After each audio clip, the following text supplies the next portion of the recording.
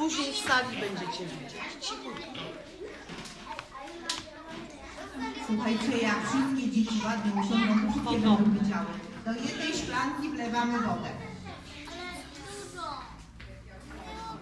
A teraz Maja do drugiej wlewa olej.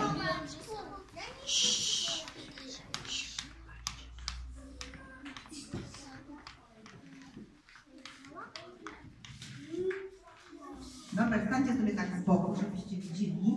Majeczko, chodź tutaj. Chodź Maja. Chodź.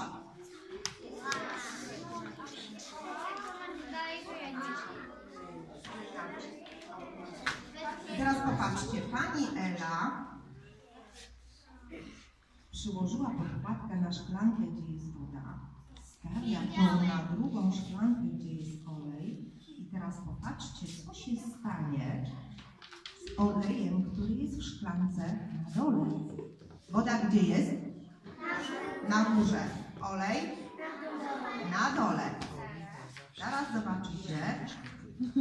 Proszę, muszę odsunąć.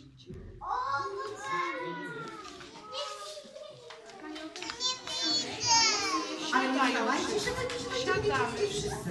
Patrzcie, co się dzieje. Ale widać, teraz idzie. Patrzcie, tu idzie. Jak duża. Tak, dokładnie tak. Olej Ale gdzie jest woda? Gdzie jest woda? Na dole! Woda na dole, a olej? A kto wie, dlaczego tak się stało? Dlaczego A tak gdzie się był stało? olej wcześniej? Na dole! No i olej dostał nóg i poszedł na górę? A dlaczego tak się stało? Kto wie? Bo olej bardzo dobrze pływa! Pięknie, no. Igor, tak? Pięknie.